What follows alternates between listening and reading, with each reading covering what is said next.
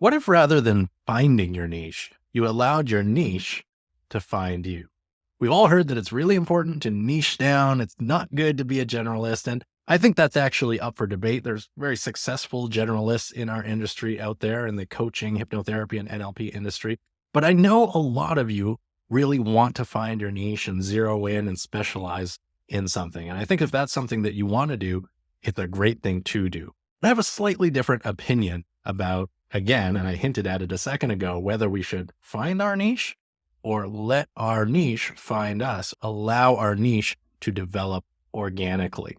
My guest on the podcast today is the wonderful Steve Woods from the United Kingdom, and he has a very interesting specialty, and he found his specialty, his niche, in a very organic and natural way. And since finding his niche and zeroing in on what brings him the most joy and brings his clients the most success, and that he really loves doing, the opportunities, the doors, the success has just opened up for him and poured in to the degree that because of his niche is the reason that he and I met, where he was one of the top speakers at an international hypnotherapy conference that I was at. It all goes back, and he'll talk about this in the interview, to him organically discovering the niche that was right for him. So I hope you enjoy today's episode. Let's have a look at this interview. Welcome, everybody, to the Hypnotic Game Changers podcast hosted by me, Ryan Montes. This is the podcast where every episode we speak with an expert from the coaching, hypnosis, or NLP industry who's doing awesome stuff in their business or in their life. And we drill down into something, some topic, some event, some experience, or some realization that has been a game changer for them in their business. And my goal is for you to walk away from this episode inspired, and maybe what you learn will be a game changer for you.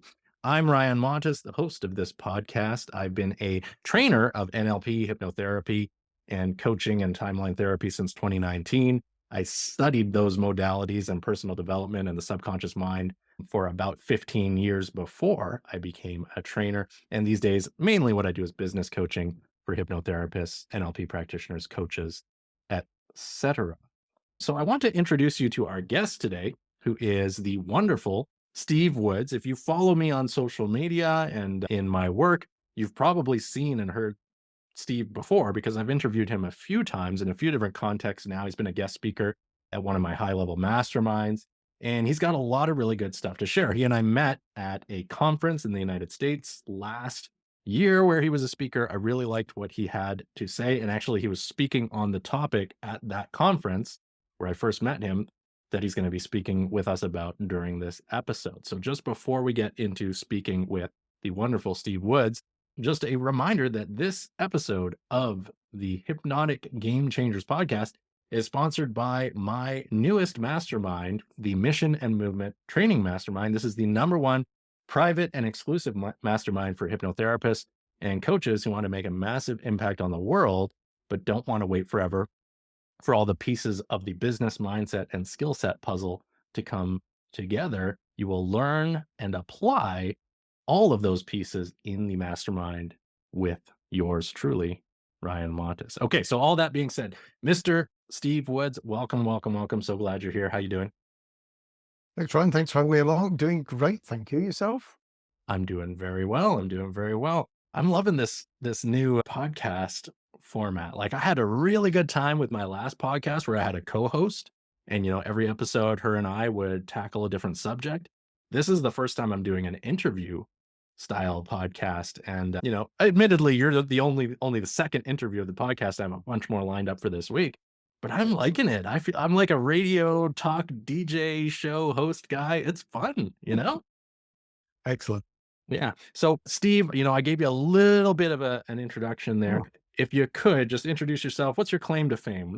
What makes you stand out in this business? So I'm Steve Woods. I am a hypnotist based over in the UK. I'm operating all around the world.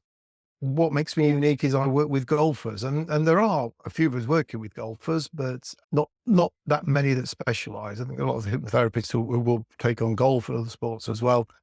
But most of my messaging is around golf. It hasn't always been that way, which takes us to the game changer side of it. But it started off very much therapeutic, but yeah, now it is golf.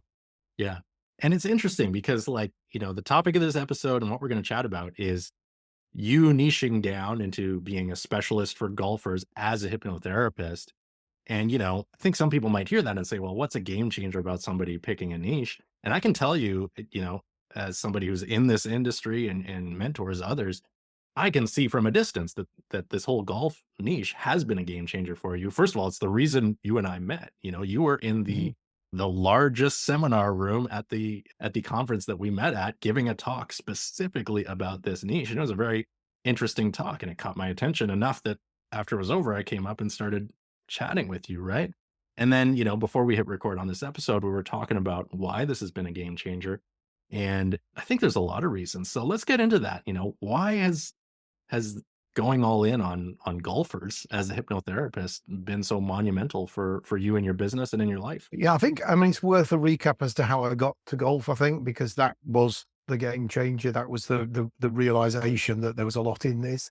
And I'd been working hypnotherapy wise, did a little bit of performance work for about 12 years, did a lot of business networking, doing a lot of business networking at that point. Somebody came up to me and said, a friend of mine's a golfer. They're about to give up their game. They're captain of their club. So they were quite a high level golfer within their club, but they'd got this particular golf affliction, this thing going wrong with the game, and nobody wanted to play with them. Nobody wanted to catch it. And I'm like, whoa, stop a minute. What does this mean? They don't want to catch it. And it became apparent in those early conversations with the golfer themselves that this thing they'd got in the golf world, you believe there's a strong belief just by talking about it, or certainly by seeing somebody do this thing, that they're going to catch it. I'm so aware of it when I talk to golfers, I don't even say the name of the thing because they shiver and quiver and they get it in their head that they're going to get it. So as a hypnotist, that's music to your ears, of course, because you know that if they believe that seeing something happen or something happen to other people, that it's going to affect their game and get in, then we can put better stuff in there. So yeah, absolutely. I just couldn't get my head around. I was completely blown away by this thing. It was so much that this guy, when he was playing, or for a start, nobody really wanted to play with him, which is captain of each club. That's one of the things the members want to play the captain. It's just a done thing, and people didn't want to as much. And if they did, they would literally turn their back on him on those shots where he was likely to do this thing. And it's called the shanks in golf, and it's a particular affliction. Even hearing a shanked shot actually has got a distinctive sound to it as well. So golfers will pick up on that on the course. But yeah, they would actually turn their back on him. And so they didn't see him do it. They'd still hear it if he did it, but they didn't see him do it, which could have brought even more attention to him. Now that's all he's thinking about because people are turning the back or not wanting to play. Yeah. That's such an interesting challenge, and an unfortunate challenge. Imagine, like, the game aside, if you're on the course, you're with your buddies, and every time you're gonna hit the ball, they literally turn their back to you. Like, that's not it. I don't care how thick your skin is, that's not pleasant for any human Mm. being, right? That would make, and it would be sad because if you love that game, that's something that would make you maybe not even wanna show up on the course Yeah. Yeah. anymore, But right? that's where he Because was. Yeah. yeah, Yeah. He was at that's that just point where he was about to give it up, sell everything. But it was his life as well. He retired from work. So golf was his life. It was really important to him. It was his escape. It was getting him out of the house as well. I mean, it's long before COVID, of course, but it was getting him out of the house. So yeah, and that puts even more pressure on them. okay. And so, you help I imagine you helped this guy. How did it turn out for him? Yeah, it turned out really well for him. I needed to learn a bit about things. I needed to learn a little bit about, not about the technique, but about the way golfers talk about the game. I think it's really important that you don't just dive into something, because if you use a word that doesn't resonate, if you talked about somebody's golf bats rather than their golf clubs as an example, it's an extreme example, but Yeah. that for a golfer would switch them off completely. And I get quite a lot of people come to me who've had that happen to them, that the hypnotherapist didn't understand the game. Doesn't mean you've got to play golf, and I don't. But yeah, he got himself back down into single figures, so a single figure handicap, again, for those that know anything about the golf side of things, and still played. Interestingly enough, I saw him last year. I did a talk at his club. So at the club, I don't think he's captain now. Someone else, they rotate it around, but I did a talk at his club. So I had a really quick chat with him. And he said to me, he said, I still do the shanks every so often. I still have that technique thing go wrong, but I just treat it as a bad shot now. Reset from it and get back on with it. And because I don't draw a lot of attention to it, nobody else really draws a lot of attention to it either. Yeah. And so, okay, so, you have this one client, you realize, these golfers, maybe they're a little superstitious, they have some problems and some fears, and there's some challenges that are unique for a hypnotherapist working with, golfing clients. But how did you go from, okay, that was an interesting client and a good success for that client? How did you go from that to, well, let me go all in with golfers and become the go-to hypnotherapist for golfers? What made you do that and make that decision? It's a good question, really, and I probably couldn't tell you apart from it happened. It just felt like the right thing to do, and I think that's important to do. And not you've got to be mindful of not diving off to the next shiny thing, and we all get those shiny things. I've done a session today in something I've not done for years because somebody asked me to do it, and part of me goes, "Oh, it's quite interesting because it was different," but I'm not going to go down that route of looking for more of those things. So yeah, it was analyzing it at the time as well. I think it probably helped because I was on a growth accelerator program, so like a business incubation thing with one of the banks over in the UK. So, of course, you're talking about all these things that you've done, and one of the coaches said to me, the mentor said to me, "Why are you not doing more of that golf stuff?" I said, "Well, what do you mean?" He said, "Well, when you recalled what you'd done and how it had worked," he said, "you sort of lit up, it energized you." And I suppose that was a bit talking and thinking right now, that probably was a realization that compared to a lot of the therapeutic type of work, it is a session that energizes you working in any sport because you're talking to that client about the thing they're doing and doing it really well, getting in the zone. And I used to find myself, I do it probably less now, but I used to find myself standing up and almost imagining, and I don't play golf, almost imagining holding a golf club and I'd be making a swing with a golf club while I'm in the session and I'm describing getting in the zone and things. So yeah, one of the things that I think with all sports anyway, but golf as well, was it left me more energized. I didn't end the day going, "Oh, that was draining, I've worked with this and I've worked with this and I've worked with this." It was like, yeah, I was stood up and the energy was flowing and I was in a different state. Plus good opportunities to speak about it as well, because the golf clubs generally like somebody to go in, and we've talked about it before, that going to the other audience. So that was another side of it. So partly business decision and being in that incubator plan helped as well, I think. But seemed to light me up, seemed to something that I enjoyed doing, even though I don't play golf, I weirdly enough. think that's a really good point, and I want to kind of draw that out just slightly for the audience. And you've probably heard this word that if you study, audience, if you study personal development, you probably heard this word, and Steve, you probably have too. That word ikigai. Have you heard ikigai?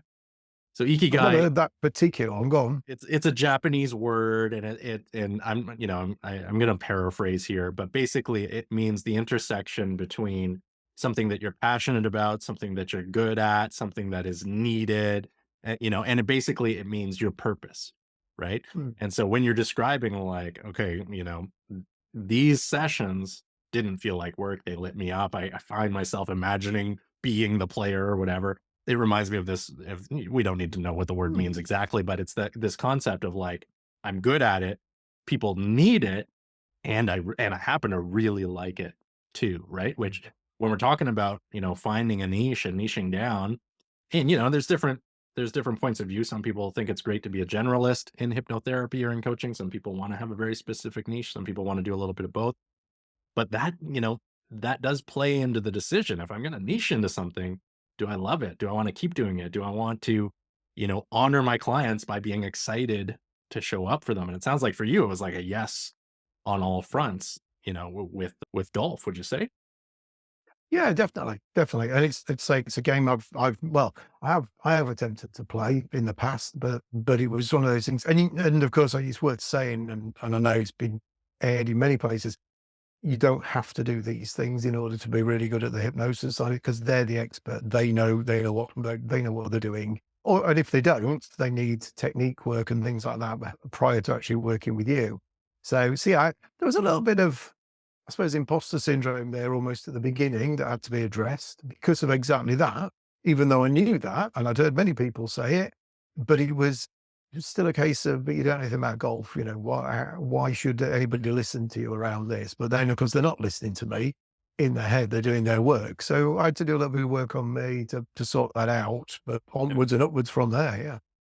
And I think also, I've had this experience in the past, and I love that you say, like, you don't need to do it to help other people do it, but you do need to have sufficient understanding, right? And so with you, you know, if you don't need to go out to the course and play, 36 holes a week to be able to help golfers, but you could read a couple of books, you could go on YouTube, you can listen to, videos and understand who are the big names, what are the terms, what's the jargon, what are the common challenges. You can have that understanding so you better serve Definitely.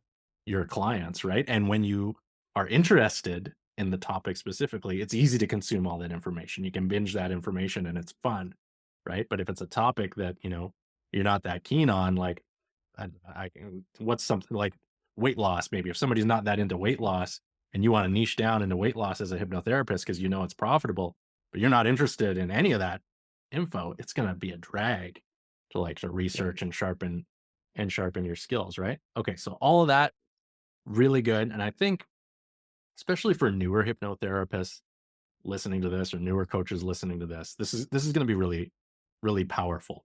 And I think there's this idea of like, it's great to niche, but there's not really a need to rush into a niche. Would you agree with that?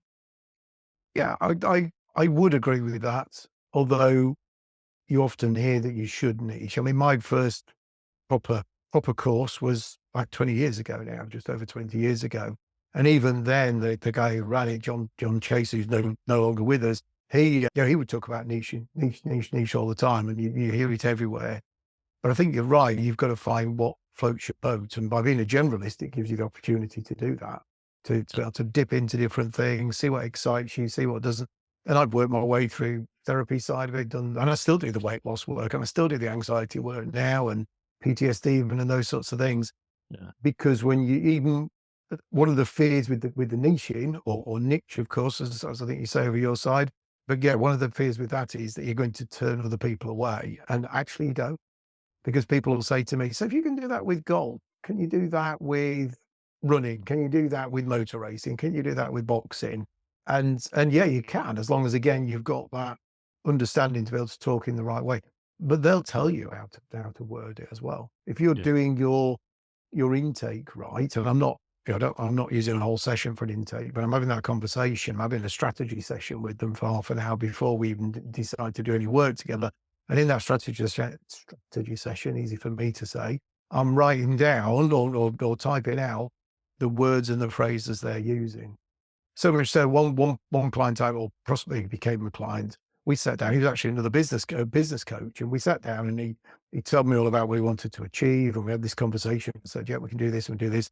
And he said, "Yeah, but how does it work? I want to know how it works." And I said to him, "Well, I take everything you're telling me, get you hypnotized, and then regurgitate it all back to you in your own words." And he went, "But you're doing that already." I said, "Exactly, because I'm learning how you think and I'm learning how you talk. So I don't need to be an expert in what you do because you are." Yeah. Yeah. Brilliant. I think one of the big takeaways there is, yeah, you can make it a priority to find your niche. And there's value in allowing your niche to present itself to you organically. I think the way you found your niche, the golf, was very organic. Like it was a priority for you to have a niche because one of your mentors early on instilled that in you. But you didn't just like, throw a dart at the dartboard and say, okay, weight loss and then, you kind of had a little bit of patience.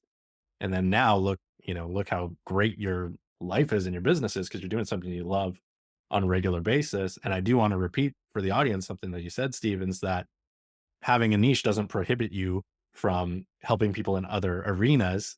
Actually, it gives you more credibility, right? And any stage hypnotist will tell you that you do a great stage show. All of a sudden, the whole audience thinks you can fix any of their problems, help them stop smoking, help them lose weight, help them make more money, whatever. Because what you've done is you've demonstrated your authority and your expertise and your ability to affect change. And Yeah. when you can demonstrate that thoroughly in one context, well, people are just going to interpolate, well, maybe he can do this in another contest. Let me ask. Right. And they do. Right. Would you agree?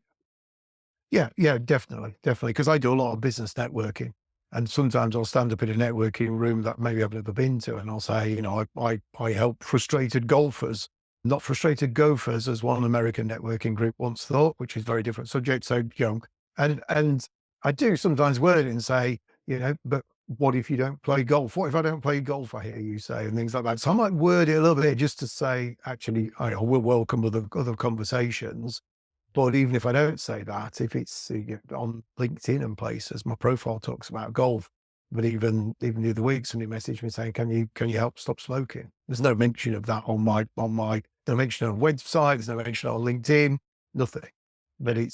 But people often don't know where to turn, because if you Google hypnotherapists, hypnotists in your area, you'll get loads of returns. But most of them have got no reviews. A lot of them probably aren't doing it anymore. They've done it part time and then given it up for whatever reason. So it's credibility, isn't it? It's like you said, if you're successful with that, oh, I've always wondered whether that will help me with weight loss. Let me have a chat with him and see. And sometimes the conversation goes, "Can you recommend somebody?" Well, actually, yeah, I could do it. Or maybe I can recommend somebody as well, because if I've got other people who specialize, that's great as well. Yeah. Totally agree with you. And yeah, that's a good little nugget there, everybody, that Steve just shared with you. Make sure, wherever you accumulate reviews, and for a lot of you, it's going to be on Google Maps or Google My Business or whatever you call it. Make sure you're getting frequent and recent reviews. When you have a client who's had a positive experience, you can't force them to leave your review, but you can ask, right? And you should, right? Because that's very valuable, as Steve points out. Okay, so Steve, so we're getting close to the end of the time here. And I think we've kind of covered, well, like, why this has been so powerful for you going into golf, why it's been such a game changer. But, let me just ask you straight out, since niching into golf and since, you know, going all in on this, and we outlined that it hasn't prevented you from taking on other clients, it's just now it is your specialty. Like, what opportunities has this opened up for you? Why has this been such a game changer, finding your ikigai, so to speak? Why has it been so vital? A really good question. Oh, can I just say something on reviews as well? Because one interesting thing, this is not relevant at all, but one interesting thing on reviews is when you work with sports people, really hard to get reviews. If they play against other people, they don't want other people to know they've done hypnosis. They don't want the people they play against to have that same advantage that they have. So yeah, reviews can be quite hard. So if it's a team, that's slightly different. But yeah, they don't want their opponents to go out and get the same thing. I always thought they'd be really good for reviews, but they're not necessarily. I do get them, but they're sometimes hard to get. Yep. Might be worth a nugget for maybe people to know. Yep. Okay, so why is it being a game changer? Where does it take me? Well, it took me to Michigan last year. Yep. I wouldn't have got accepted as a speaker, I don't think, for other things. I don't know, but I think at the time the conversation was, it's unique. We're having a conversation about potentially doing this year, talking about blind golfers. So Mm. another area I've got involved in as a result of that, through another introduction, is the England and Wales Blind Golf Charity. So I don't make any money out of them. It's a charity support thing. But again, it's that credibility now is raising up and raising up, raising up. I've worked with two of the England team members, helping them with mindset. Big challenge from a hypnosis point of view as well. So it helps me develop, because hypnosis is a massively visual subject, as I'm sure we'll all agree. And of course, some of these people have never had sight, so they can't visualize, so have to focus on all the other senses. But they do really well on the golf course, and they love it because it gets them outside. So I'm helping support them. So I think that's what I'm going to be talking about this September over in Detroit, because again, it's interesting, it's different, and there's not many hypnotists working with blind people, full stop, as well as the golf side of it. So yeah, I met some really interesting people. It's a business, and you had, dare I say, golfers are very keen to improve their game, and they're quite happy to spend good money on it as well, probably more so than other areas where, I don't know. I once, somebody came to me wanting some help with their hypnosis, and I said, "Yeah, what are you specializing in?" "I'm specializing in procrastination." And I said, "Well, okay, how's that going?" And they said, "They're really struggling to get clients." "Yes, because they're procrastinating and not good." So golf is one of those things where a golfer the conversations are often, "I've got this thing, can you help me?" And yeah, I'll quickly talk about it, and they'll go, when can we start? Yeah. There's no conversations. There's often not even conversations about price. It's Yes. like, how do I pay? How do I pay you? I haven't even told you how much yet. It doesn't matter. They want to get on and do it. So it's a very different world to a lot of those things. So been a bit of a massive game changer. From a business standpoint, as a business coach, I love your niche because, when we're thinking about a niche, there's very obvious questions that we want to have a yes on. Does Are there lots of people in this niche? There are tons of golfers. Are the people in this niche passionate about the niche? Yes. People who are passionate about golf are passionate about improving their game and proactive about it. Do they have money? Yes. If you're a member of a country club, or even if you just own a set of clubs and you routinely go golfing, that's not free. In fact, any person who's has a hobby that is a sport probably, can afford your services if they need it, right? And there's a bunch of other questions. A big one being like, can I figure out where the people in my niche hang out? There's literally golf clubs all over the world, right? They're called golf clubs, right? It's not, it ticks a yes in pretty much every box. For if there was a checklist like, is this a good niche that, that you should serve if you love the niche? I think it's a yes. Is there any drawbacks to the golf niche? I mean, you mentioned that they don't want to give their competitors the edge of letting them know that they worked with you. But other than that, is there any drawbacks?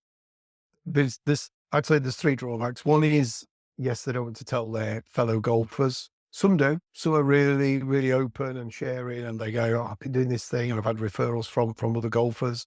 I always thought golf coaches would be really good referral partners because they're all technique, and they must get lots of people who are blocked with mindset issues, but they're not, because they see me as a competitor. So that's a bit of an education process going on there. And I have got some golf coaches now who do refer clients to me. And the other one, which I forgot what it was now, but there were three things that were drawbacks. Oh, that was it. It's not well known. It's not well known that you can use hypnosis for golf. I've had people say to me, I don't remember one specific one saying to me, "Oh, I've never thought about that. I used hypnosis to stop smoking a couple of years ago really well. I never even thought I could use it in my golf game." So that's again an education thing. Talks, demos, getting out there, networking. So it's still fair. It's not coasting by any means. It's still an uphill battle. It's still work to Yeah. do. Yes, I'd love to get to a position where they're just coming to me because now everyone knows about using hypnosis in golf. So yeah, probably those three big drawbacks, or Yeah. not big drawbacks, but drawbacks. Yeah, challenges. I think some people listening would hear particularly number 3 and say, that's a double-edged sword. I can see why that would be a drawback, because maybe a lot of people with that need are not actively seeking you, but it also sounds like it's a blue ocean because, like, that also means that you don't have a lot of competition, and I know you don't, So it's just a matter of once people hear that you exist and you're doing this and you have this track record of great results, like, it's what I call a no-brainer offer. Of course they Mm, wanna work with you. Even if their game is strong, like, who doesn't wanna have a stronger game? Like, who yeah. doesn't wanna, improve and have that edge, especially, if they're playing against the buddies every weekend, or maybe they're playing, in tournaments or whatever. Who wouldn't want, an edge, right? Brilliant. Steve, I think we've covered everything that we need to cover. Anything else to add about why, or how this has been a game changer for you that we haven't covered yet, or any tips for the listeners? I don't think there's anything else for me to add other than, as we said, go with what excites you, go with what you enjoy, unless there is that business case of actually nobody spends any money on that thing. Of course, it's got to be a balance, but it's, yeah, trust your gut instinct and where you're getting results and where people are happy to pay for it. At the end of the day, we've got to stay in business. If we don't stay in business, we're not going to be here in a few months' time to help their buddies and all the rest of it. So you've got to still think business minded and not just doing this just because you love it. So it's getting that balance right. Trust your gut. Just exactly, yeah, that's such a good point. And folks, if you're listening, it should be clear by now, but let's just make it explicit. This episode was not about golf, right? This episode was about, Steve finding his niche, and that was the game changer. It could have just as easily been tennis or executive Mm, performance or whatever. It was finding that intersection of something that he was great at, something that was both challenging and interesting for him, something that there's a genuine need for, and something that the need is great enough and people are passionate enough about to actually want to invest their money and energy into working with Steve so that they can get the result back. And clearly, all of that was the case. So again, doesn't need to be golf, folks. You don't have to go running to the local course and, trolling for clients just yet, unless you really want to. But yeah, so great, Steve. Thank you, thank you, thank you for sharing this. I know it was very you're inspiring when you welcome. spoke about it at the Michigan conference where we met. I'm sure it's going to be very inspiring for the audience now. For those who may want to get a hold of you, I know you do mentoring. for other hypnotherapists occasionally, and obviously you do client work. So if people want to learn more about you or reach out to you, how can they do that? What's the best way? Yeah, absolutely. Yeah, I've been training a couple of golf pros recently to add hypnosis into their repertoire of things, which has been really interesting. But yeah, anybody who's interested in the golf side of it, wants a bit of help, bit of advice, happy to have a chat. On social media, at Steve Hypnosis is most of most social media platforms. Easy way to find me, or Google Steve Woods Hypnotist. Search for Woods Hypnotist. That should actually find my golf page normally, depending on where you're searching in the world. But yeah, social media is a great way just to find me. So at Steve Hypnosis. Excellent. Thank you so much, Steve. And we mentioned it a couple of times in this episode. Both Steve and I you'll be at Michigan this year, right? Yep, I've Yeah. been So both, invited. Yeah, yeah. Sorry, say it again. so I've been asked to go over to do the blind golfers talks. I've Oh, not got right. my That's right. tickets Yeah. yet. You mentioned Yep, that. Yeah. So both Steve and I will be presenters at this year's Michigan International Hypnosis Conference in Detroit, which is in September, depending, and I'm talking about 2025, depending when you're hearing this episode. So if you want to meet us and just come out to a great conference, it's a tremendous conference. It's a lot of fun it is. for hypnotherapists and coaches. Check it out. We'll be there. If you want to find me on social media, it's at Ryan Montes NLP on Instagram. If you search Ryan Montes on Facebook, you'll find me, or ryanmontes.com. And that's going to be it for this episode. Thanks again, Steve. Thanks for having me on. Bye bye.